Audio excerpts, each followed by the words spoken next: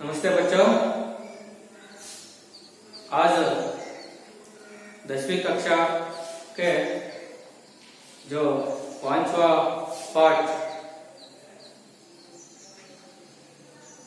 मेरा बचपन है ना, मेरा बचपन, इस पाठ के बारे में आज हम जानकारी प्राप्त करेंगे, है ना।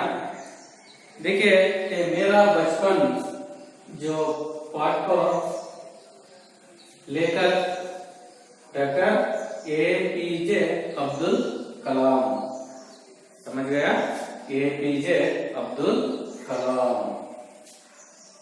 देखिए, APJ अब्दुल कलाम का पूरा नाम, देखिए ये का मतलब P और J, देखिए ये हवुल, P फकीर, J जैनुलाब्दीन अब्दुल कलाम, समझ गया।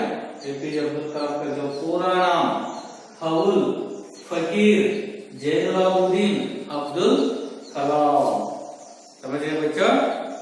हाँ, देखिए मेरा बचपन जो आत्मकथा, ये तो ये पाठ आत्मकथा रूप में है। देखिए, आत्मकथा का मतलब क्या है? आत्मकथा, हाँ, मतलब आत्मकथा ಅಂದ್ರೆ ತಮ್ಮ ಜೀವನದ ಬಗ್ಗೆ ಬರೆದಿರುವಂತಹ ವಿಚಾರಗಳು, ತಮ್ಮ ಜೀವನದ ಅನುಭವಗಳ ಬಗ್ಗೆ ಬರೆದಿರ್ತಕ್ಕಂಥ ವಿಚಾರಗಳು. ಇಲ್ಲಿ ಯಾರ ಬಗ್ಗೆ ಇಲ್ಲಿ ಜೀವನದ ಅನುಭವಗಳನ್ನ, ಜೀವನ ಚರಿತ್ರೆಯನ್ನ ಇಲ್ಲಿ ಬರೆದಿದ್ದಾರೆ? ಇಲ್ಲಿ ಅಬ್ದುಲ್ ಕಲಾಂ ಅವರ ಬಗ್ಗೆ ಇಲ್ಲಿ ಬರೆದಿದ್ದಾರೆ. ಈ ಪಾಠದಲ್ಲಿ ಅಬ್ದುಲ್ ಕಲಾಂ ಅವರ ಬಗ್ಗೆ ಸಂಪೂರ್ಣ ಅವರ ಜೀವನ ಚರಿತ್ರೆ ಬಗ್ಗೆ ನಿಮಗೆ ಪ್ರಸ್ತುತ ಈ ಪಾಠದಲ್ಲಿ ನೀವು ತಿಳ್ಕೋಬಹುದು ಮಕ್ಕಳೇ, समझिए बच्चों। हाँ, देखिए मेरा बचपन जो इसका अर्थ ನನ್ನ ಬಾಲ್ಯ, ನನ್ನ ಬಾಲ್ಯ ಅಂದ್ರೆ ಯಾರ ಮಕ್ಕಳಲ್ಲಿ? अब्दुल कलाम जी का जो बाल्य काल या बचपन, समझिए बच्चों। देखिए, ये पाठ शुरू करने से पहले जो इसका लेखक के बारे में हम जानकारी प्राप्त करेंगे।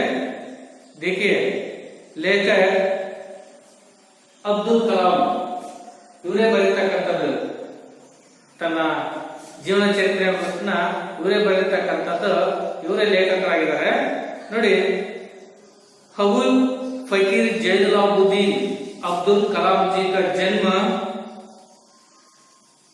15/10/1921 को हुआ। बड़े वैज्ञानिक डॉक्टर APJ अब्दुल कलाम जी 25/7/2002 से 24/7/2007 तक हमारे देश के राष्ट्रपति थे, हमारे देश के राष्ट्रपति थे। देश के आदर्श तथा जनवादी राष्ट्रपति के नाम से भारत के करोड़ करोड़ रुपयों में प्रतिष्ठित कलाम जी अपने 82 वर्षों की उम्र में भी अनेक सामाजिक प्रगतिशील आंदोलन में अत्यंत सक्रिय रहे। बच्चों तथा युवकों के चैतन्यशील एवं बहुमुखी व्यक्तित्व के निर्माण तो आपके नए अभियान का मंत्र था, मैं क्या दूं, स्व परिवर्तन की ओर उन्मुख इस अभियान का उद्घोष था। ईमानदार कार्य एवं ईमानदार का नाम ओमपाल अभियान द्वारा आप बचपन में ही इन सवालों को बोना चाहते थे कि मैं देश के लिए क्या दे सकता हूँ, समाज एवं परिसर के लिए क्या कर सकता हूँ। देखिए, अब्दुल कलाम जी का थोड़ा सा परिचय। देखिए, अब्दुल कलाम जी का मतलब हवुल फकीर जैनुलाब्दीन अब्दुल कलाम जी का जन्म 15/10/1921, ठीक है, जन्म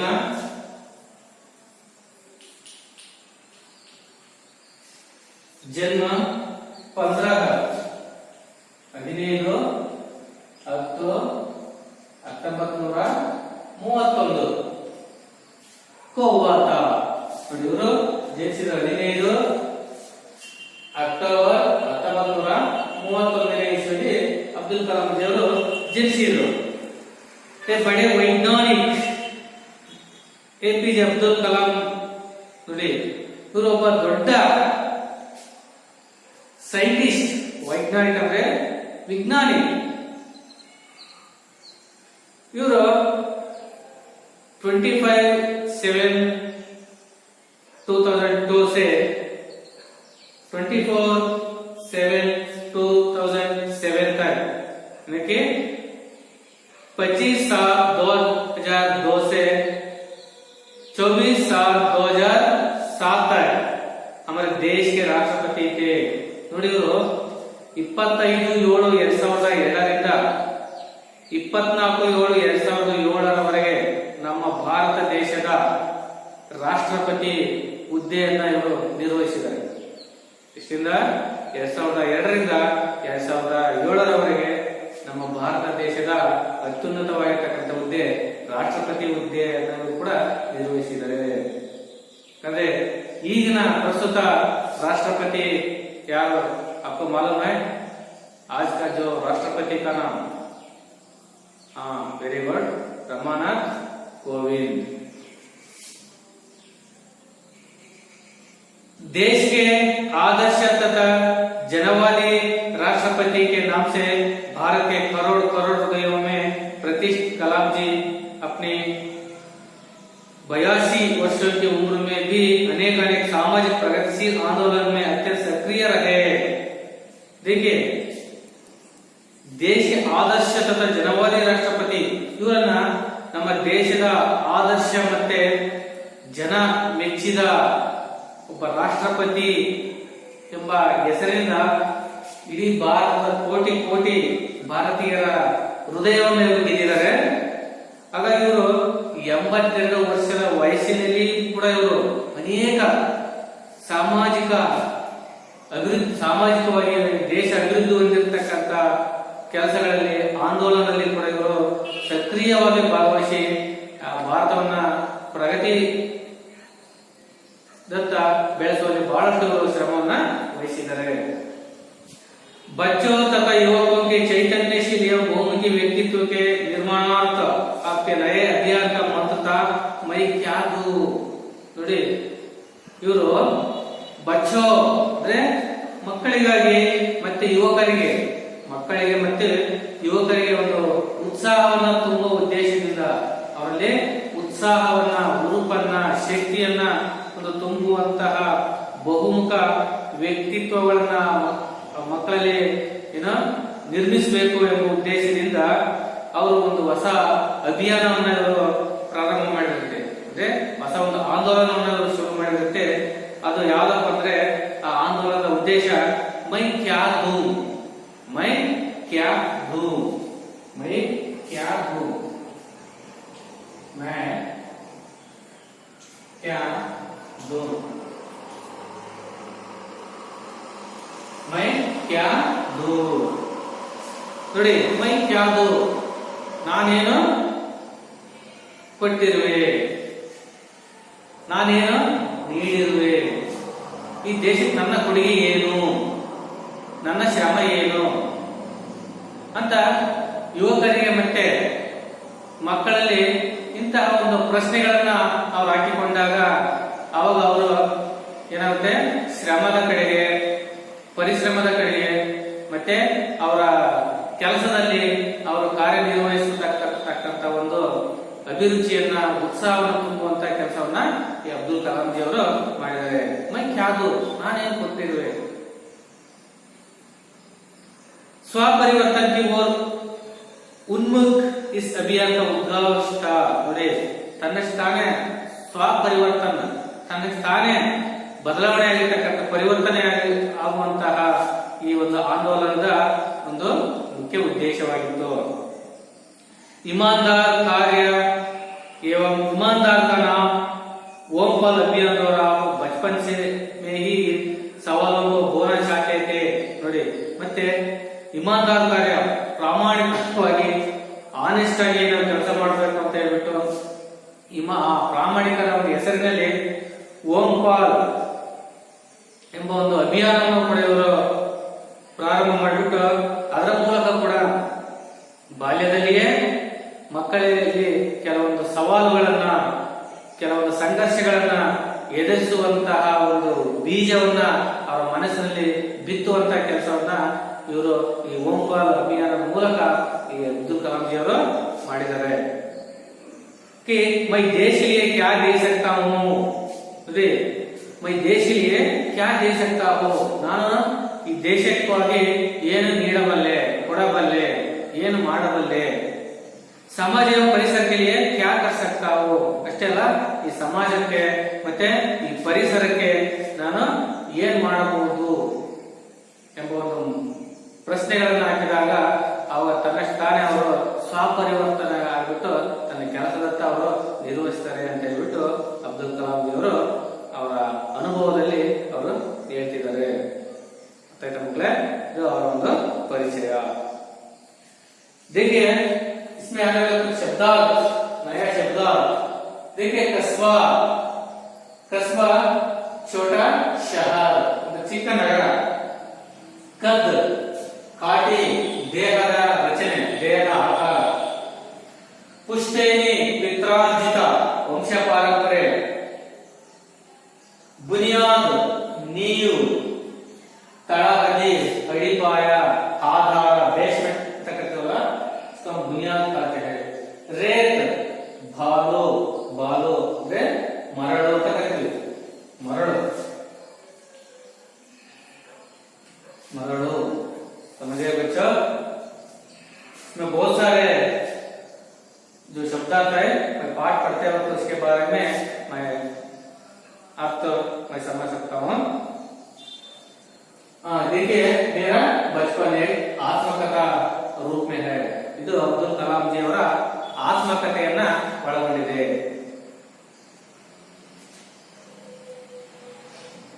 किताब देखिए. इस पाठ के द्वारा छात्र सादगी, धार्मिक सहिष्णुता, मिलजुल कर रहना और किताबें पढ़ने का प्रयोजन आदि की प्रेरणा पा सकते हैं. देखिए इस पाठ के द्वारा छात्र मतलब जो स्टूडेंट, विद्यार्थी, सादगी, सिंपल, धार्मिक सहिष्णुता, मिलजुल कर रहना और किताबें पढ़ने का प्रयोजन आदि की प्रेरणा पा सकते हैं. देखिए इस किताब, इस पाठ के द्वारा हम क्या सीख मिलते हैं कि हम हमेशा सिंपल में जो जीवन बिताना, सादगी से, सरलता से ಅಂದ್ರೆ ನಾವು ಸರಳವಾಗಿ ಜೀವನವನ್ನು ನಡೆಸುವಂತಹ, ಧಾರ್ಮಿಕ ಸಹಿಷ್ಣುತಾ ಅಂದ್ರೆ ಸರ್ವ ಧರ್ಮವನ್ನ ನಾವು ಪ್ರೀತಿಸುವಂತಹ, ಎಲ್ಲಾ ಧರ್ಮವನ್ನ ಪ್ರೀತಿಸುವಂತಹ, ಮಿಲ್ಜುಲ್ಕರ್ ಪರಸ್ಪರ ಕೂಡಿಕೊಂಡು ಇರುವಂತಹ, और किताबें पढ़ने का, पूरा किताबों को पढ़ने का ಅಂದ್ರೆ ಪುಸ್ತಕಗಳನ್ನು ಓದುವಂತಹ ಆಸಕ್ತಿ, ಅಭಿರುಚಿ, ಪ್ರಯೋಜನ ಅಂದ್ರೆ ಈ ಪುಸ್ತಕ ಓದೋದ್ರಿಂದ ನನಗೆ ಏನೋ ಲಾಭವಿದೆ, ಪ್ರಯೋಜನ ಇದೆ, ಅನುಕೂಲವಿದೆ, और आगे की प्रेरणा पा सकते हैं. और ಇನ್ನು ಮುಂತಾಗಿರ್ತಕ್ಕಂಥ ವಿಚಾರಗಳು ನಮಗೆಲ್ಲ ಪ್ರೇರಣಾದಾಯಕ ಆಗ್ತವೆ ಅಂತ ಹೇಳ್ಬಿಟ್ಟು ಈ ಪಾಠದ ಇರ್ತಕ್ಕಂಥ ಆಶಯ. समझे बच्चों? देखिए किताब देखिए. मेरा जन्म मद्रास राज्य अब तमिलनाडु के रामेश्वरम कस्बे में एक मध्य वर्गीय परिवार में हुआ था. मेरे पिता जैनुलाब्दीन की कोई बहुत अच्छी औपचारिक शिक्षा नहीं हुई थी और न ही वे कोई बहुत धनी व्यक्ति थे. इसके बावजूद वे बुद्धिमान थे और उनमें उदारता की सच्ची भावना थी. मेरी माँ आशिया उनकी आदर्श जीवन संगिनी थी. मेरे माता पिता को हमारे समाज में एक आदर्श दंपति के रूप में देखा जाता था. लंबे चौड़े व सुंदर माता पिता का छोटी कद काटे का साधारण सा दिखने वाला बच्चा। हम लोग अपने पुश्तैनी घर में रहते थे। रामेश्वरम की मस्जिद वाली गली में बना यह घर चूने पत्थर व ईंट से बना पक्का और बड़ा था।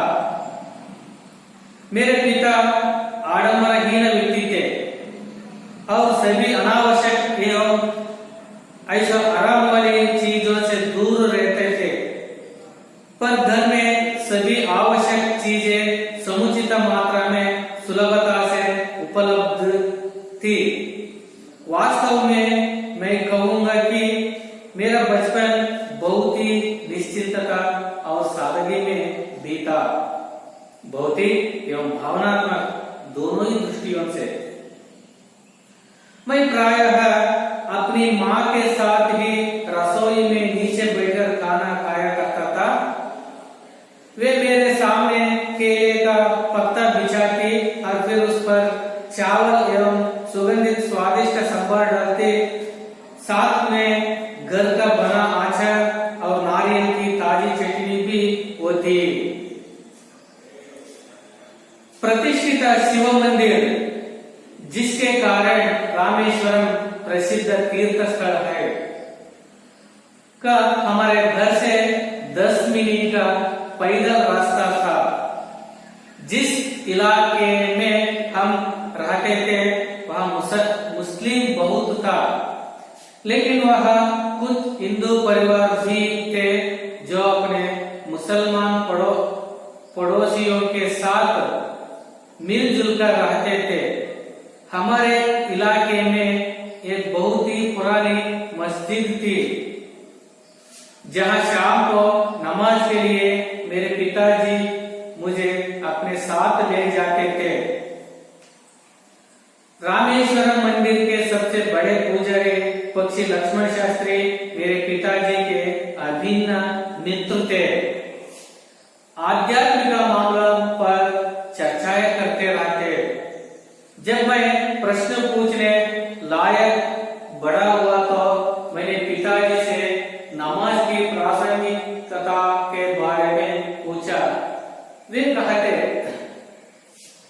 जब तुम नमाज पढ़ते हो तो तुम अपने शरीर से इतर ब्रह्मांड का एक हिस्सा बन जाते हो, जिससे दौलत, आयु, जाति या धर्म पंथ का कोई भेदभाव नहीं होता।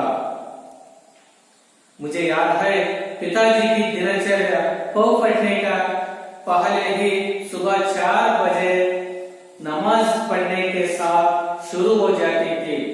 नमाज के बाद वे हमारे नारियल के बाग जाया करते। बाग घर से करीब 4 मील दूर था। करीब दर्जन भर नारियल कंधे पर लिए पिताजी घर लौटते और उसके बाद ही उनका नाश्ता होता। बस यहाँ तक ये पहला यूनिट बाग में यहाँ तक। देखिए जो स्टार्ट जो अब्दुल कलाम जी कहते हैं, मेरा जन्म मद्रास राज्य अब तमिलनाडु के रामेश्वरम कस्बे में एक मध्यम वर्गीय परिवार में हुआ था। देखिए अब्दुल कलाम जी का जो जन्म रामेश्वरम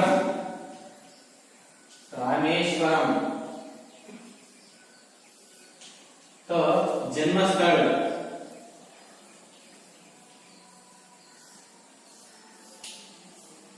ये रामेश्वरम तमिलनाडु में आता है। हमारा भारत देश में रहने वाला जो तमिलनाडु के राज्य में ये रामेश्वरम आता है। पहले जो मद्रास ऐसे कहते थे, मतलब मद्रास ಅಂತ ಕರೀತಿದ್ವಿ, ಈಗ ತಮಿಳುನಾಡು ಅಂತ ಹೇಳ್ಬಿಟ್ಟು ಹೆಸರು ಬದಲಾವಣೆ ಇದೆ। ತಮಿಳುನಾಡು ರಾಜ್ಯದ ರಾಮೇಶ್ವರ ಎಂಬ ಒಂದು ಚಿಕ್ಕ ನಗರದಲ್ಲಿ, ಕಸ್ಬೆ ಅಂದ್ರೆ ಛೋಟಾ ಶಹರ್, ಒಂದು ಚಿಕ್ಕ ನಗರ ಅಂದ್ರೆ ಒಂದು ಜಿಲ್ಲೆನೂ ಅಲ್ಲ, ಇತ್ಲಾಗೆ ತಾಲೂಕು ಅಲ್ಲ, ಒಂದು ಸಣ್ಣ ಹೋಬಳಿ ಮಟ್ಟದಲ್ಲಿರ್ತಕ್ಕಂಥ ಊರು. ಕಸ್ಬೆ ಅಂತ ಕರಿತೀವಿ, ಅಂದ್ರೆ ಒಂದು ಚಿಕ್ಕ ನಗರ ರೀತಿಯಲ್ಲಿ, ಅಂದ್ರೆ ಎಲ್ಲ ಸೌಕರ್ಯಗಳು ಸಿಗುವಂತದ್ದು ಊರು. ಆ ಊರು ರಾಮೇಶ್ವರಂ ಅಂತ ಹೇಳ್ಬಿಟ್ಟು, ಆ ರಾಮೇಶ್ವರದಲ್ಲಿ अब्दुल कलाम जी ಅವರು ಜನಿಸ್ತಾರೆ. समझ गए बच्चों? तो प्रश्न अब किस तरह का देखिए, एपीजे अब्दुल कलाम जी का जन्म कब और कहां हुआ था. देखिए कब प्रश्न है तो कहां, इल्ली, कब और कहां हुआ था. अब्दुल कलाम जी का जन्म 15/10/1921 में तमिलनाडु राज्य के रामेश्वरम में जो अब्दुल कलाम जी का जन्म हुआ. समझ गए बच्चों? एक मध्यम वर्गीय परिवार में होता, मध्यम वर्गीय परिवार, मध्यम वर्गीय अरे तो अमीर लोग भी नहीं, गरीब लोग भी नहीं, जो बीच में रहने वाला मध्यम वर्ग. ಅಂದ್ರೆ ಇವರು ಶ್ರೀಮಂತರು ಅಲ್ಲ, ಬಡವರು ಅಲ್ಲ, ಒಂದು ಸಾಧಾರಣ ಕುಟುಂಬದಲ್ಲಿ, ಪರಿವಾರದಲ್ಲಿ ಇವರು ಜನಿಸಿದರು. ಸಮಜಿಗೆ ಬಚ್ಚೋ? ಸಾಧಾರಣ ಕುಟುಂಬದಲ್ಲಿ ಅಬ್ದುಲ್ ಕಲಾಂ ಜಿ ಅವರು ಜನಿಸಿದರು. मेरे पिता, अब्दुल कलाम जी कहते हैं मेरे पिता, ನನ್ನ ತಂದೆ ಜೈನುಲಾಬುದ್ದೀನ್, पिता का नाम, पिता जैनुलाबुद्दीन, जैनुलाबुद्दीन, जैनुलाबुद्दीन, जैनुलाबुद्दीन, पिता का नाम जैनुलाबुद्दीन. कि कोई बहुत अच्छी औपचारिक शिक्षा नहीं हुई थी और ना ही वे कोई बहुत धनी व्यक्ति थे. अब्दुल कलाम जी पिता के बारे में कहते हैं हमारे पिता औपचारिक शिक्षा ज्यादा नहीं हुई थी. ಅಂದ್ರೆ ಔಪಚಾರಿಕ ಶಿಕ್ಷೆ ಅಂದ್ರೆ 4 ಗೋಡೆಗಳ ಒಳಗಡೆ ಕಲಿಯತಕ್ಕಂಥ ವಿದ್ಯೆ. ಅಂದ್ರೆ ಪಾಠಶಾಲೆಗಳಲ್ಲಿ, ಕಾಲೇಜುಗಳ ದಿನದಲ್ಲಿ ಹೆಚ್ಚಿನದಾಗಿ ಇವರು ಅಭ್ಯಾಸ ಮಾಡಿರಲಿಲ್ಲಂತೆ. ಅಂದ್ರೆ ಕಾಲೇಜು, ಹೈಸ್ಕೂಲು ಇವರು ಹೆಚ್ಚಾಗಿ ಇವರು ಕಲಿತಿಲ್ಲ ಅಂತ ಹೇಳ್ತಾರೆ. ಔಪಚಾರಿಕ ಶಿಕ್ಷೆ ಅಂದ್ರೆ ಶಾಲೆ ಒಳಗಡೆ ಕಲಿತಕ್ಕಂಥ ವಿದ್ಯೆ, ಅದನ್ನ ಇವರು ಜಾಸ್ತಿ ಧನಿ ವ್ಯಕ್ತಿ ಇತ್ತೆ. ಮತ್ತೆ ಅಷ್ಟೇ ಇವರು ಹಣವಂತರು ಕೂಡ ಅಲ್ಲ, ಹೆಚ್ಚಾಗಿ ತಿಳ್ಕೊಂಡಂತವರು ಅಲ್ಲ, ಮತ್ತೆ ಅಷ್ಟೇನೋ ಹಣವಂತರು ಕೂಡ ಅಲ್ಲ ಅಂತ ಕೂಡ ಹೇಳ್ತಾರೆ. ಅಂದ್ರೆ ನಾವು ಮಧ್ಯಮ ವರ್ಗೀಯ ಪರಿವಾರದವರು, ನಮ್ಮಪ್ಪ ಅಷ್ಟೇನು ಓದುವನ್ನ ಕಲಿತವರಲ್ಲ, ಮತ್ತೆ ಅಷ್ಟೇನೋ ಶ್ರೀಮಂತರು ಕೂಡ ಅಲ್ಲ ಅಂತ ಕೂಡ ಹೇಳ್ತಾರೆ. ಅಲ್ಲ ಹೆಂಗೆ ಇವರು ಅಂದ್ರೆ ಸಾಧಾರಣ ಪರಿವಾರದಲ್ಲಿರ್ತಕ್ಕಂಥವರು. इसके बावजूद वे बुद्धिमान थे. ಇಷ್ಟೆಲ್ಲ ಆದ್ರೂ ಕೂಡ ಅವರು ಬುದ್ಧಿಮಾನ್ತೆ, ಬಹಳ ಬುದ್ಧಿವಂತರಾಗಿದ್ರು. ದೇಖೆ ಹಳ್ಳಿಗಳಲ್ಲಿ ಹೇಳ್ತಿರ್ತಾರೆ, ಇಲ್ಲ ವಿದ್ಯೆ ಇರಬೇಕು, ಇಲ್ಲ ಬುದ್ಧಿ ಇರಬೇಕು ಅಂತ ಹೇಳ್ತಾರೆ. ಹೌದಲ್ಲ? ವಿದ್ಯೆ ಕಡಿಮೆ ಇದ್ರು ಕೂಡ ಬುದ್ಧಿವಂತಿಕೆ ಜಾಸ್ತಿ ಇತ್ತು, बुद्धिवंतिके ಜಾಸ್ತಿ ಇತ್ತು ಅಂತ ಹೇಳ್ತಾರೆ. ये बुद्धिमान थे, बहुत बुद्धिमान थे. और उनमें उदारता की सच्ची भावना थी. देखिए उदारता की भावना, ಇವರಲ್ಲಿ ಬಹಳ ಉದಾರಿಗಳು, ಉದಾರ ಮನೋಭಾವನೆ, ಸಚ್ಚಿ ಭಾವನೆ, ಒಳ್ಳೆ ನಿಜವಾದ ಒಂದು ಭಾವನೆ ಇಟ್ಕೊಂಡಿದ್ರು. ಬಹಳ ಉದಾರಿಗಳು ಇವರು, ಕಂಜೂಸ್ ಅಂತ ಅಲ್ಲ. ಯಾರು? ಅಬ್ದುಲ್ ಕಲಾಂ ಜಿ ಕಾ ಪಿತಾ ಬಹಳ ಉದಾರ ಮನಸ್ಸುಳ್ಳವರು ಅಂತ ಒಂದು ಒಳ್ಳೆಯ ಗುಣಗಳನ್ನ ಬೆಳೆಸ್ಕೊಂಡಿರ್ತಕ್ಕಂಥ ವ್ಯಕ್ತಿ ಈ ಜೈನುಲಾಬುದ್ದೀನ್. मेरी माँ, देखिए माता का नाम, अब्दुल कलाम जी का माता का नाम आशियम्मा. आशियम्मा, देखिए आशियम्मा. आशियम्मा उनकी आदर्श जीवन संगिनी थी. देखिए मेरा माता पिता जो हमारा गांव में, हमारे शहर में जो आदर्श दंपति के रूप में सब लोग देखते थे। ನೋಡಿ, ನಮ್ಮ ತಂದೆ ತಾಯಿಗಳನ್ನ, ನಮ್ಮ ಅಪ್ಪ ಅಮ್ಮರನ್ನ ನಮ್ಮ ಊರಿನ ಜನರು ಆದರ್ಶ ದಂಪತಿಗಳ ರೂಪದಲ್ಲಿ ಅವರನ್ನ ಕಾಣ್ತಿದ್ರು, ಗೌರವಿಸ್ತಿದ್ರು. ನೋಡಿ, ಆದರ್ಶ ಜೀವನ ಸಂಗಿನಿ, ಆದರ್ಶ ಜೀವನ ಸಂಗಿನಿ ಅಂದ್ರೆ ಇವರು ಆದರ್ಶ ದಂಪತಿಗಳಾಗಿದ್ರು. ಆ ಊರಿನಲ್ಲಿ ಇವರು ಆದರ್ಶ ದಂಪತಿಗಳು. ಆದರ್ಶ ದಂಪತಿಗಳು ಅಂದ್ರೆ ಎಲ್ಲರಿಗೂ ಆದರ್ಶ ದಂಪತಿಗಳು ಅಂತ ಹೇಳಕ್ ಬರಲ್ಲ. ಅಂದ್ರೆ ಅವರಲ್ಲಿರ್ತಕ್ಕಂಥ ಒಂದು ಸಹಬಾಳ್ವೆ, ಹೊಂದಾಣಿಕೆ, ಪ್ರೀತಿ, ವಿಶ್ವಾಸ ಎಲ್ಲದರಲ್ಲಿ ಕೂಡ ಅವರು ಒಬ್ಬರಿಗೊಬ್ಬರು ಕೂಡ ಅವರು ಆ ಗುಣಗಳಲ್ಲಿ ಇವರು ಮೇಲು ಅಂತರು. ಹಾಗಾಗಿ ಇವರನ್ನ ಆದರ್ಶ ದಂಪತಿಗಳು ಅಂತ ಆ ಊರಲ್ಲಿ ಎಲ್ಲರೂ ಕೂಡ ಇವರನ್ನ ಗೌರವಿಸ್ತಿದ್ರು. ಆ ರೀತಿ ಕೂಡ ಇವರು ಹೊಂದಾಣಿಕೆ ಸ್ವಭಾವವನ್ನ ಉಳ್ಳವರು ಯಾರು? ಜೈನುಲಾಬುದ್ದೀನ್ ಮತ್ತೆ ಆಶಿಯಮ್ಮ. मेरे माता पिता को हमारे समाज में एक आदर्श दंपति के रूप में देखा जाता था. ಹಾಗಾಗಿ ನಮ್ಮ ತಂದೆ ತಾಯಿಗಳನ್ನೇ ಸಮಾಜದಲ್ಲಿ ಅವರಿಗೆ ಆದರ್ಶ ದಂಪತಿ ಎಂಬ ಒಂದು ಸ್ಥಾನವನ್ನ ಕೊಟ್ಬಿಟ್ಟು ಅವರನ್ನ ಗೌರವಿಸ್ತಿದ್ರು, ನೋಡ್ತಾ ಇದ್ರು. इस तरह अब्दुल कलाम जी माता पिता का बारे में कहते हैं. समझिए बच्चों, पहला जो प्यारा में अब्दुल कलाम जी का जन्म कब और कहाँ हुआ और माता पिता का नाम क्या था, इसके बारे में प्रश्न आ गए तो आप आसानी से जो इसमें आप लिख सकते हैं. समझिए बच्चों. और देखिए आगे के जो पंक्तियां, मैं कई बच्चों में से एक था. लंबे चौड़े व सुंदर माता पिता के छोटे कद काठी का साधारण सा दिखने वाला बच्चा. देखिए, मैं कई बच्चों में से एक था. जैनुलाबुद्दीन और आशिया का जो कई जो बच्चे हैं और अनेक ಮಕ್ಕಳಿದ್ರು, ಅಂದ್ರೆ ಇನ್ನು ಕೆಲವು ಮಕ್ಕಳಿದ್ರು, ಅದರಲ್ಲಿ ಕೂಡ ನಾನು ಕೂಡ ಒಬ್ಬ ಅಂತ ಕೂಡ ಹೇಳ್ತಾರೆ ಅಬ್ದುಲ್ ಕಲಾಂ ಜಿ. ನಮ್ಮ ತಂದೆ ತಾಯಿಗಳಿಗೆ ಇನ್ನು ಬೇರೆ ಮಕ್ಕಳಿದ್ರು, ಇನ್ನು 2-3 ಜನ ಮಕ್ಕಳಿದ್ರು, ಅದರಲ್ಲಿ ಕೂಡ ನಾನು ಒಬ್ಬ. लंबे चौड़े व सुंदर माता पिता का छोटी कद काठी का साधारण सा दिखने वाला बच्चा.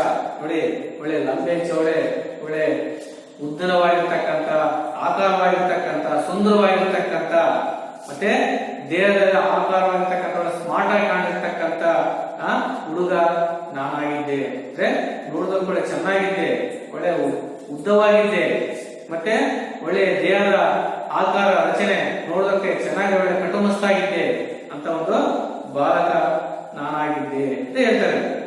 समझिए बच्चों, अब्दुल कलाम जी देखने में कैसा था? वो लंबे चौड़ा व सुंदर माता पिता के छोटी सी कद काठी का साधारण दिखाने वाला बच्चा मैं हूँ ಅಂತ ಹೇಳ್ತಾರೆ. ನಾನು ನೋಡೋದಕ್ಕೆ ಚೆನ್ನಾಗಿದ್ದೆ ಅಂತ ಕೂಡ ಹೇಳ್ತಾರೆ. हम लोग अपने पुश्तैनी घर में रहते थे. हम लोग, हमारा माता पिता, हम सब परिवार पुश्तैनी घर में हम जीवन बिताते रहते थे. पुश्तैनी घर, ठीक है. पुश्तैनी घर का मतलब पित्रार्जित, तो वंश पारंपर्य.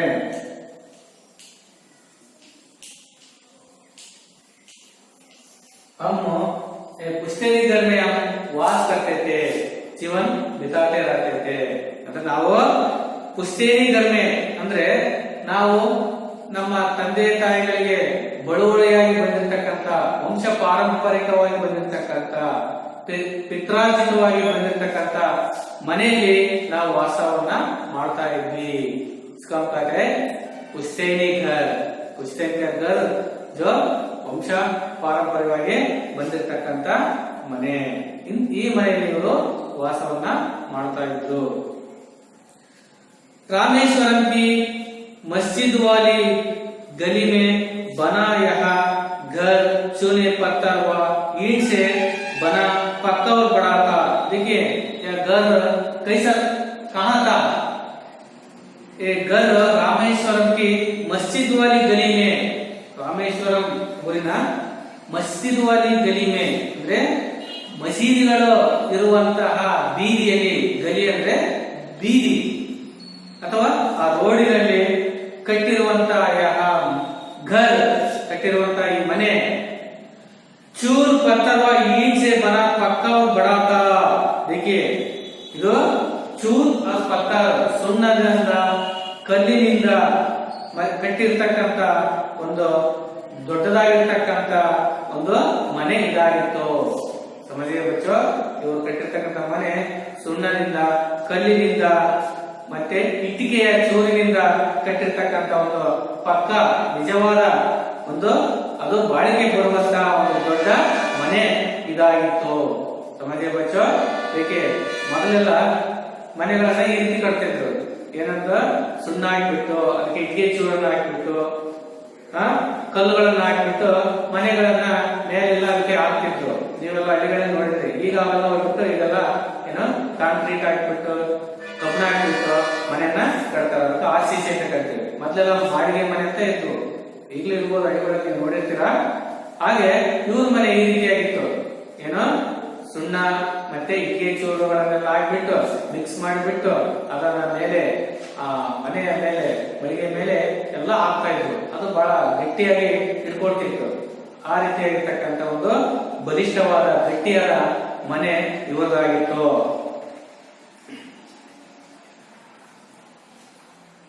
मेरे पिता आडंबरहीन व्यक्ति थे। मेरे पिता आडंबरहीन. देखिए ನಮ್ಮ ತಂದೆಯವರು ಅಂತ ಏನೋ ಆಡಂಬರ ವ್ಯಕ್ತಿ ಅಲ್ಲ, ಆಡಂಬರಹೀನ ವ್ಯಕ್ತಿ. ನಾವು ಹಂಗಿರ್ಬೇಕು ಹಿಂಗಿರ್ಬೇಕು ಅಂತ ಹೇಳ್ಬಿಟ್ಟು ಅವ್ರೇನು ಆ ರೀತಿ ಅನ್ಕೊಂಡಿರ್ಲಿಲ್ಲ. ಆಡಂಬರಹೀನ, ನಾವು ಆಡಂಬರವಾಗಿ ವೈಭವವಾಗಿ ಎಲ್ಲರಿಗಿಂತ ಮೇಲಿರ್ಬೇಕು ಅನ್ನೋ ಒಂದು ಭಾವನೆ ಅವ್ರಿಗಿಲ್ಲ. ಹಾಗಾಗಿ ಅದಕ್ಕೆ ಹೇಳ್ತೀವಿ ಸರಳವಾದ ಬದುಕುವುದು. ಹಾಗಾಗಿ आडंबरहीन व्यक्ति थे और सभी अनावश्यक एवं ऐसा आराम वाली चीजों से दूर रहते थे. ನೋಡಿ ಇವರು सभी अनावश्यक वस्तुओं को या चीजों को दूर रहते थे. ಅವರೇನು ತಮ್ಮ ಜೀವನಕ್ಕೆ ಏನ್ ಬೇಕೋ, ಉಪಯೋಗಕ್ಕೆ ಏನ್ ಬೇಕೋ ಅಂತ ವಸ್ತುಗಳನ್ನು ಮಾತ್ರ ಅವರು ಉಪಯೋಗಿಸ್ತಿದ್ರು. ಅನಾವಶ್ಯಕವಾಗಿರ್ತಕ್ಕಂಥ ವಸ್ತುಗಳಿಂದ ಅವರು ದೂರ ಇರ್ತಿದ್ರು. ಅಂದ್ರೆ ಉಪಯೋಗಕ್ಕೆ ಬಾರದೇ ಇರತಕ್ಕಂಥ ವಸ್ತುಗಳ ಬಗ್ಗೆ ಇವರು ಅವುಗಳನ್ನ ತೆಗೆದುಕೊಳ್ತಾ ಇರಲಿಲ್ಲ. ನಮ್ಗೆ ಏನು ಜೀವನಕ್ಕೆ ಬೇಕು, ಏನು ನಮ್ಮ ಕೆಲಸಕ್ಕೆ ಬೇಕು, ಯಾವ ಉಪಯೋಗ ಇದೆ ಅಂತ ವಸ್ತುಗಳನ್ನು ಮಾತ್ರ ಇವರು ಕೊಂಡ್ಕೊಳ್ತಿದ್ರು. ಅನಾವಶ್ಯಕ ಚೀಜೋನ್ಸೆ ಬಹು ದೂರ ಇರ್ತೈತೆ. ಅಂದ್ರೆ ಅನಾವಶ್ಯಕ ವಸ್ತುಗಳಿಂದ ಇವರು ದೂರ ಇರ್ತಿದ್ರು. ಅವಶ್ಯಕ ವಸ್ತುಗಳನ್ನು ಮಾತ್ರ ಇವರು ಕೊಂಡ್ಕೊಳ್ತಿದ್ರು. इसलिए मेरे पिता आडंबरहीन व्यक्ति थे.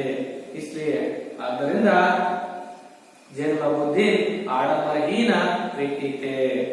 एक प्रश्न पूछे तो जैनुलाब्दीन आडंबरहीन व्यक्ति थे कैसे? एक प्रश्न आ गए तो जैनुलाब्दीन अनावश्यक वस्तुओं एवं आराम वाली चीजों से दूर रहते थे. इसलिए वे आडंबरहीन व्यक्ति थे. पर घर में सभी आवश्यक चीजें समुचित मात्रा में सुलभता से उपलब्ध थी.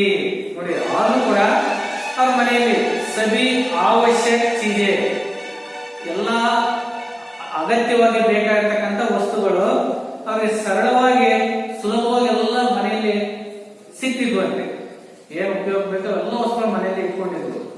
ಅನಾವಶ್ಯಕ ವಸ್ತುಗಳಿಂದ ದೂರ ಇದ್ದಿದ್ರು. ಉಪಯೋಗಕ್ಕೆ ಬೇಕಾಗಿರ್ತಕ್ಕಂಥ ವಸ್ತುಗಳಿಂದ ಇವರು ಮನೆ ಎಲ್ಲ ವಸ್ತುಗಳು ಸಿಗ್ತಾ ಇದ್ರು. ಏಕೆ ಅಪೋಸಿಟ್ ವರ್ಡ್ಸ್ आवश्यक अनावश्यक, अनावश्यक आवश्यक अनावश्यक, चीज चीजें, चीज चीजें, एकवचन और बहुवचन. विलोपशब्द आवश्यक अनावश्यक. समझिए बच्चों, अंडरलाइन कीजिए. वास्तव में मैं कहूंगा कि मेरा बचपन बहुत ही निश्चिंतता और सादगी में बीता. भौतिक एवं भावनात्मक दोनों ही दृष्टियों से. अब्दुल कलाम जी कहते हैं वास्तव में ಅಂದ್ರೆ ನಿಜವಾಗ್ಲೂ ಕೂಡ ಮೈ ಕಹೂಂಗಾ ಕಿ ನಾನು ಹೇಳಕ್ಕೆ ಏನು ಬಯಸುತ್ತೇನೆ ಇಷ್ಟಪಡುತ್ತೇನೆ ಅಂದ್ರೆ ಮೇರಾ ಬಚ್ಪನ್ ನನ್ನ ಒಂದು ಬಾಲ್ಯ ಬಹುತಿ ನಿಶ್ಚಿಂತತ ಬಹಳ ನಿಶ್ಚಿಂತವಾಗಿ ಅಂದ್ರೆ ಯಾವುದೇ ಕೂಡ ಅವರಲ್ಲಿ ಟೆನ್ಷನ್ ಇಲ್ಲದೆ ಆರಾಮಾಗಿ ಸಾದಗಿ ಸರಳತೆಯಿಂದ ಬೀತ ಅಂದ್ರೆ ಜೀವನವನ್ನ ಕಳೆದೆನು. ಅಬ್ದುಲ್ ಕಲಾಂ ಜಿ ಹೇಳ್ತಾರೆ ಬಾಲ್ಯದ ಇಷ್ಟೆಲ್ಲ ಇದ್ರು ಕೂಡ ನಾನು ಖಂಡಿತವಾಗಿ ಕೂಡ ನನ್ನ ಬಾಲ್ಯದಲ್ಲಿ ನಾನು ಬಹಳ ನಿಶ್ಚಿಂತವಾಗಿ ಯಾವುದೇ ಚಿಂತೆನೇ ಇಲ್ಲದಂಗೆ ನಿಶ್ಚಿಂತದ ಅಂದ್ರೆ ಯಾವುದೇ ಚಿಂತೆ ಇಲ್ಲ ಮನಸ್ಸಿಗೆ, ಮತ್ತೆ ಅಷ್ಟೇ ನಾನು ಸುಲಭವಾಗಿ ಸರಳವಾಗಿ ನಾನು ಜೀವನವನ್ನ ಕಳೆದನು. ಭೌತಿ ಏವಂ ಭಾವನಾತ್ಮಕ ದೋನೋ ದೃಷ್ಟಿಯೋ ಸೆ ಅಂದ್ರೆ ಭೌತಿಕವಾಗಿರಬಹುದು ಅಥವಾ ಭಾವನಾತ್ಮಕವಾಗಿರಬಹುದು ಎರಡೂ ದೃಷ್ಟಿಯಲ್ಲಿ ನಾನು ಬಹಳ ಸರಳವಾಗಿ ನನ್ನ ಬಾಲ್ಯ ಜೀವನವನ್ನು ನಿಶ್ಚಿಂತತೆಯಿಂದ ನಾನು ಕಳೆದೆನು. ಅಂದ್ರೆ ಫಿಸಿಕಲಿ ಆಗಿರ್ಬೋದು ಮೆಂಟಲಿ ಆಗಿರ್ಬೋದು ಎರಡೂ ಕೂಡ ನಾನು ಬಹಳ ಆರಾಮಾಗಿ ಸಲೀಸಾಗಿ ಸರಳವಾಗಿ ನನ್ನ ಜೀವನವನ್ನ ಕಳೆದೆನು ಅಂತ ಕೂಡ ನನ್ನ ಬಗ್ಗೆ ಅವರು ಬರೆದಿದ್ದಾರೆ ಆತ್ಮಕಥೆಯಲ್ಲಿ. मैं प्रायः अपनी माँ के साथ ही रसोई में नीचे बैठकर खाना खाया करता था. देखिए यह जो एक पंक्तियों में अब्दुल कलाम जी कहते हैं जो ಊಟೋಪಚಾರ के बारे में कहते हैं ಅಂದ್ರೆ ಅವರ ಊಟೋಪಚಾರಗಳ ಬಗ್ಗೆ ಅಂದ್ರೆ ಊಟದ ಬಗ್ಗೆ ಹೇಳ್ತಿದ್ದಾರೆ. अपनी माँ के साथ ही रसोई में नीचे बैठकर खाना खाया करते थे ಹೇಳ್ತಿದ್ದಾರೆ. ನಾನು ನಮ್ಮ ತಾಯಿಯೊಂದಿಗೆ ಅಡುಗೆ ಮನೆಯಲ್ಲಿ ಊಟ ಮಾಡೋದಕ್ಕೆ ಕುಳಿತುಕೊಳ್ತಿದ್ದೆ. ವೇ ಮೇರೆ ಅವರು ನನಗೆ मेरे सामने केले का पत्ता बिछाती और फिर उस पर चावल या सुगंध स्वादिष्ट सांबार डालती. ಅವರು ನನಗೆ ಒಂದು ಬಾಳೆ ಎಲೆಯನ್ನ ನನ್ನ ಮುಂದೆ ಹಾಕ್ತಿದ್ರು. और फिर उस पर चावल ಮತ್ತೆ ಬಾಳೆ ಎಲೆಯನ್ನ ಹಾಕಿಬಿಟ್ಟು ಅದರ ಮೇಲೆ ರೈಸ್, ಚಾವಲ್ ಅಂದ್ರೆ ಅನ್ನ, ರೈಸ್ ಅನ್ನವನ್ನ ಮತ್ತೆ ಸುಗಂಧಿತ ಸ್ವಾದಿಷ್ಟ ಒಳ್ಳೆಯ ಘಮಘಮಿಸುವ ಸಾಂಬಾರವನ್ನ ಕೂಡ ಇವರು ಹಾಕ್ತಿದ್ರು, ನೀಡ್ತಾ ಇದ್ರು. ಉಸ್ಕೆ ಸಾಥ್ ಅದರೊಂದಿಗೆ ಘರ್ ಕಾ ಬನಾ ಮನೆಯಲ್ಲೇ ಮಾಡಿರುವಂತಹ ಮನೆಯಲ್ಲೇ ತಯಾರಿಸುವಂತಹ ಆಚಾರ್ ಅಂದ್ರೆ ಉಪ್ಪಿನಕಾಯಿ, आचार उप्पिनकाई कीजिए किताब में उप्पिनकाई घर में बना हुआ जो आचार और नारियल की चटनी भी देती थी. ಅದರೊಂದಿಗೆ ಕೊಬ್ಬರಿ ಚಟ್ನಿ ಅಂತೀವಿ ನಾವು, ತೆಂಗಿನಕಾಯಿಯಿಂದ ಮಾಡಿರ್ತಕ್ಕಂಥ ಚಟ್ನಿ. ನಾರಿಯಲ್ ಅಂದ್ರೆ ತೆಂಗಿನಕಾಯಿ ಅಂದ್ರೆ ನಾವು ಹಳ್ಳಿಯಲ್ಲಿ ಕೊಬ್ಬರಿ ಚಟ್ನಿ ಅಂತ ಕರಿತೀವಿ, ಹೌದಲ್ಲ. ಇದನ್ನ ಅಬ್ದುಲ್ ಕಲಾಂ ಜಿ ಅವರಿಗೆ ಅವರ ತಾಯಿ ಉಣಬಡಿಸುತ್ತಿದ್ದರು, ಊಟಕ್ಕೆ ನೀಡುತ್ತಿದ್ದರು. समझे बच्चों, ये अब्दुल कलाम जी का जो खाने का जो विधा, ये प्रश्न है अब्दुल कलाम जी को माता ने खाने के लिए क्या क्या देते थे. ये प्रश्न है तो ये पंक्तियों का जो उत्तर आप लिख सकते हैं, अंडरलाइन कीजिए. और आगे देखिए, प्रतिष्ठित शिव मंदिर था, प्रतिष्ठित शिव मंदिर जिसके कारण रामेश्वरम प्रसिद्ध तीर्थ स्थल है. देखिए रामेश्वरम किसके लिए प्रसिद्ध है? रामेश्वरम में जो शिव मंदिर है इसलिए वो रामेश्वरम मंदिर प्रसिद्ध तीर्थ स्थल बन गया है. देखिए प्रतिष्ठित शिव मंदिर था कहाँ? रामेश्वरम में शिव मंदिर.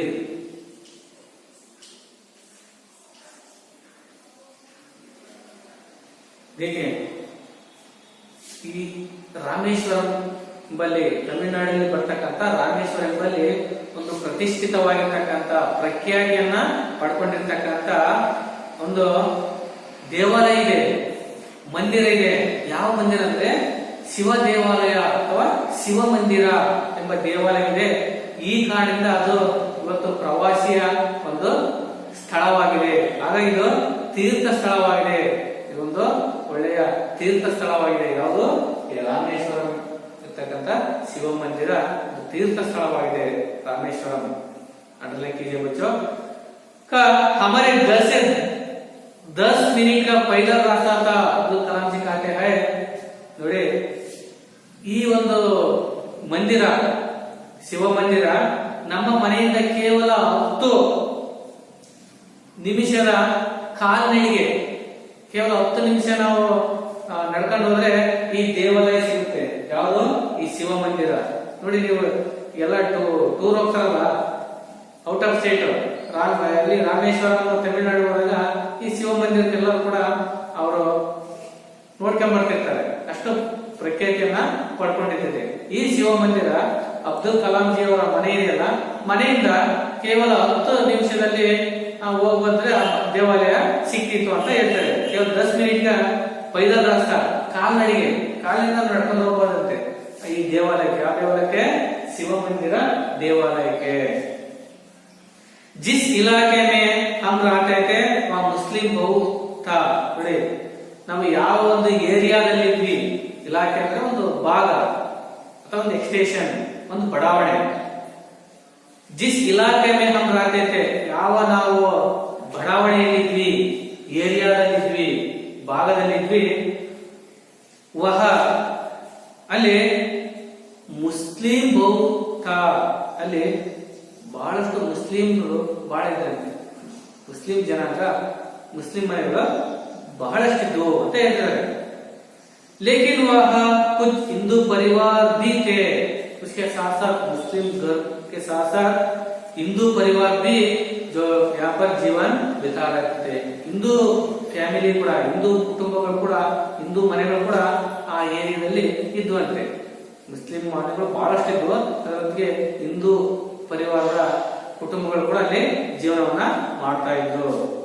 जो अपने मुसलमान पड़ोसियों के साथ मिलजुल कर रहते थे. ನೋಡಿ, जो अपने मुसलमान पड़ोसियों के साथ मिलजुल कर रहते थे. ನೋಡಿ, ನಾವು ಮತ್ತೆ ಅವರು, ನಾವೆಲ್ಲರೂ ಕೂಡ ಅಕ್ಕಪಕ್ಕದ ಎಲ್ಲರೂ ಕೂಡ, ಎಲ್ಲ ಹಿಂದೂಗಳು ಮುಸ್ಲಿಂಗಳು ಎಲ್ಲ ಜೊತೆಗೆ ನಾವು ಪರಸ್ಪರ ಕೂಡಿಕೊಂಡು ಸ್ನೇಹದಿಂದ ಇರ್ತಿದ್ವಿ ಅಂತ ಕೂಡ ಹೇಳ್ತಾರೆ. ಹಿಂದೂ ಮತ್ತೆ ಮುಸ್ಲಿಂ ಇಬ್ರು ಕೂಡ ಅಕ್ಕಪಕ್ಕದ ನಾವು ಪ್ರೀತಿ ವಿಶ್ವಾಸದಿಂದ ಕೂಡಿಕೊಂಡು ಸಹಬಾಳ್ವನ್ನ ನಡೆಸ್ತಾ ಇದ್ವಿ. हमारे इलाके में एक बहुत ही पुरानी मस्जिद थी. ನೋಡಿ, हमारे इलाके में, ನಮ್ಮ ಬಡಾವಣೆಯಲ್ಲಿ, ನಮ್ಮ ಭಾಗದಲ್ಲಿ ಅಥವಾ ನಮ್ಮ ಏರಿಯಾದಲ್ಲಿ ಅಥವಾ ನಮ್ಮ ಎಕ್ಸ್ಟೇಷನ್ ಅಂತ ಕರಿತೀವಿ, ಆ ಬಡಾವಣೆಯಲ್ಲಿ एक बहुत ही पुरानी मस्जिद थी, ಒಂದು ಬಹಳಷ್ಟು ಪುರಾಣ, ಪ್ರಾಚೀನ, ಹಳೆಯ ಒಂದು ಮಸೀದಿ ಇತ್ತಂತೆ. जहां शाम को नमाज के लिए मेरे पिताजी मुझे अपने साथ ले जाते थे. जो मस्जिद को शाम को, शाम ಅಂದ್ರೆ ಸಂಜೆ, ಸಾಯಂಕಾಲ ನಮಾಜ್ ಕೆ ಲಿಯೆ, ನಮಾಜ್ ಮಾಡೋದಕ್ಕಾಗಿ, ನಮಾಜ್ ಅಂದ್ರೆ ಅದೊಂದು ಪ್ರಾರ್ಥನೆ. ಮುಸ್ಲಿಮರು क्या करते हैं? नमाज करते हैं. हिंदू क्या करते हैं? जो पूजा करते हैं, है ना, ಅವರು ನಮಾಜ್ ಮಾಡ್ತಾರೆ. ಇಲ್ಲಿ ಮಸೀದಿಗೆ ಹೋಗ್ಬಿಟ್ಟು ನಮಾಜ್ ಮಾಡ್ತಾರೆ. ನಮಾಜ್ ಅಂದ್ರೆ ಅದು ಪ್ರಾರ್ಥನಾ ಮಾಡ್ತಾರೆ ಅವರು. ಅದಕ್ಕೆ ನಮಾಜ್ ಕೆ ಲಿಯೆ ಮೇರೆ ಪಿತಾಜಿ ಮುಜೆ ಅಪ್ನೆ ಸಾಥ್ ಲೇ ಜಾತೆ थे. ನಮ್ಮ ತಂದೆಯವರು ನನ್ನನ್ನು ಕೂಡ ಕರ್ಕೊಂಡು ಹೋಗ್ತಿದ್ರು ಅಂತ ಹೇಳ್ತಿದ್ದಾರೆ. ಅಂದ್ರೆ ನಮ್ಮ ಮನೆ, ನಮ್ಮ ಏರಿಯಾದಲ್ಲಿ ಅತ್ಯಂತ ಹಳೆಯವಾಗಿರ್ತಕ್ಕಂಥ ಒಂದು ಮಸೀದಿ ಇತ್ತು. ಆ ಮಸೀದಿಗೆ ಪ್ರತಿದಿನ ಸಾಯಂಕಾಲ ನಮ್ಮ ತಂದೆಯವರು ನನ್ನನ್ನು ಕೂಡ ಕರ್ಕೊಂಡು ಹೋಗ್ತಾ ಇದ್ರು ಅಂತ ಕೂಡ ಹೇಳ್ತಿದ್ದಾರೆ. ನಮ್ಮದೇ ಬಚ್ಚೋ. और आगे देखिए, रामेश्वरम मंदिर के सबसे बड़े पुजारी पक्षी लक्ष्मण शास्त्री मेरे पिताजी के अभिन्न मित्र थे. देखिए, रामेश्वरम मंदिर के सबसे बड़े पुजारी, रामेश्वरम मंदिर में कौन सा देवालय है? शिव मंदिर है ना, इसलिए ये शिव देवालय में जो पूजा करने वाला जो पुजारी का नाम पक्षी लक्ष्मण शास्त्री और मेरे पिताजी जैनुलाब्दीन, ये दोनों अभिन्न दोस्त थे ಅವರಿಬ್ಬರು ಬಹಳ ಫ್ರೆಂಡ್ಸ್ ಆಗಿದ್ರು, ಗೆಳೆಯರಾಗಿದ್ರು, ಆತ್ಮೀಯರಾಗಿದ್ರು. ಯಾರ್ಯಾರು? ಈ ಶಿವ ಮಂದಿರ ಪೂಜೆ ಮಾಡತಕ್ಕಂತ, ದೇವಾಲಯದಲ್ಲಿ ಪೂಜೆ ಮಾಡತಕ್ಕಂತ ಪೂಜಾರಿ ಲಕ್ಷ್ಮಣ ಶಾಸ್ತ್ರಿ ಮತ್ತೆ ಈ ಜೈನುಲಾಬುದ್ದೀನ್ ಇವರಿಬ್ರು ಕೂಡ ಬಹಳ ಒಂದು ಆತ್ಮೀಯ ಸ್ನೇಹಿತರಾಗಿದ್ರು. आध्यात्मिक मामलों पर चर्चाएं करते रहते ये दोनों. ಅವರು ಯಾವಾಗ ಕೂಡ ಆಧ್ಯಾತ್ಮಿಕ ಮಾಮಲೆ ಅಂದ್ರೆ ವಿಷಯಗಳ ಮೇಲೆ ಚರ್ಚಾಯೇ ಕರ್ತೈತೆ, ಚರ್ಚೆಯನ್ನ ಮಾಡ್ತಾ ಇದ್ರು. ಆಧ್ಯಾತ್ಮಿಕ ವಿಚಾರಗಳ ಬಗ್ಗೆ ಅವರು ಚರ್ಚೆಯನ್ನ ಮಾಡ್ತಾ ಇದ್ರು. ಮಾಮಲ ಅಂದ್ರೆ ವಿಷಯ, मामला में विषय अंडरलाइन कीजिए. कौन सा विचार आप चर्चा करते थे? आध्यात्मिक ब्रह्मांडದ ವಿಚಾರಗಳು, ಧಾರ್ಮಿಕ ವಿಚಾರಗಳ ಬಗ್ಗೆ ಅವರು ಇಬ್ಬರು ಕೂಡ ಚರ್ಚೆಯನ್ನ ಮಾಡ್ತಾ ಇದ್ರು.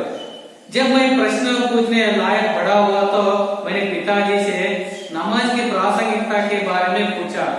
ಅವರು ಈ ವಿಚಾರಗಳನ್ನ ಏನು ವಿಚಾರಗಳನ್ನು ಮಾಡ್ತಾ ಇರ್ತಕ್ಕಂಥ, ಚರ್ಚೆ ಮಾಡ್ತಕ್ಕಂಥ ಸಂದರ್ಭದಲ್ಲಿ ನಾನಿಗೂ ಕೂಡ ಒಂದು ಪ್ರಶ್ನೆ ಕೇಳಬೇಕು ಎಂಬ ಒಂದು ಆಸೆ ಬಂತು.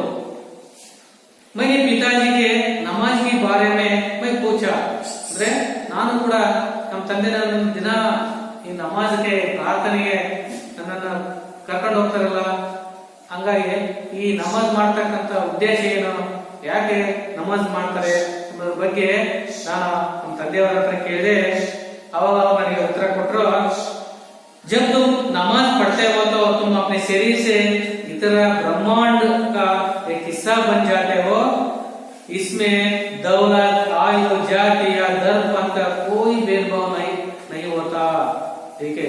जैनुलाब्दीन नमाज के बारे में इस तरह कहते हैं. अंदर कीजिए, जब तुम नमाज पढ़ते हो तो ನೀವು ಯಾವಾಗ ಆ ಪ್ರಾರ್ಥನೆಯನ್ನ ಓದ್ತಾ ಇರ್ತಿರಲ್ಲ, ಪ್ರಾರ್ಥನೆಯನ್ನ ಮಾಡ್ತಾ ಇರ್ತಿರಲ್ಲ, ಅವಾಗ ನಮ್ಮ ಶರೀರ ಪೂರ ಇಡೀ ಬ್ರಹ್ಮಾಂಡದ ಒಂದು ಭಾಗವಾಗಿ ಅದು ವಿಲೀನವಾಗಿರುತ್ತೆ, ತಲ್ಲೀನರಾಗುತ್ತೆ. ಅಂದ್ರೆ ತನ್ನನ್ನು ತಾನು ಮರೆಯುತ್ತೆ. ಇಡೀ ನಮ್ಮ ದೇಹ, ಅಂತರಂಗದ ಪೂರ್ಣ ದೇಹ ಬ್ರಹ್ಮಾಂಡದ ಒಂದು ಭಾಗವಾಗಿ ಪರಿಣಮಿಸುತ್ತೆ.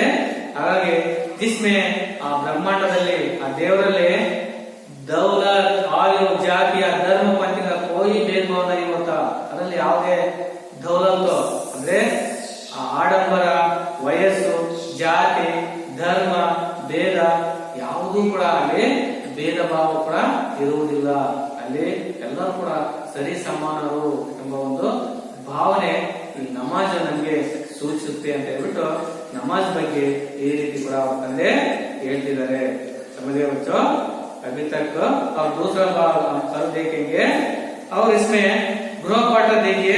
अभी तक आपको पाठ आपको समझ होगा. देखिए गृह पाठ कल निकल लाइए. एक वाक्य में उत्तर लिखिए. इसमें अब्दुल कलाम जी का जन्म कहाँ हुआ? और एक प्रश्न, अब्दुल कलाम जी बचपन में किस घर में रहते थे? अब्दुल कलाम जी बचपन में किस घर में रहते थे? और दो तीन वाक्यों में लिखिए. पहला, अब्दुल कलाम जी का बचपन बहुत ही निश्चितता और सादगी में बिताने के कारण लिखिए. ये तीन प्रश्न अभी तक आपको सुना है ना, इसमें पूरा आता है. वो घर में और एक बार पढ़िए, पढ़कर और कल ये तीन प्रश्नों को आपको गृह पाठ के रूप में लिखकर लाइए. समझिए बच्चों? और आगे वो पाठ को हम कल पूरा करेंगे. आपका धन्यवाद. Okay, thanks. 45 ನಿಮಿಷ ಸಾಕಷ್ಟ.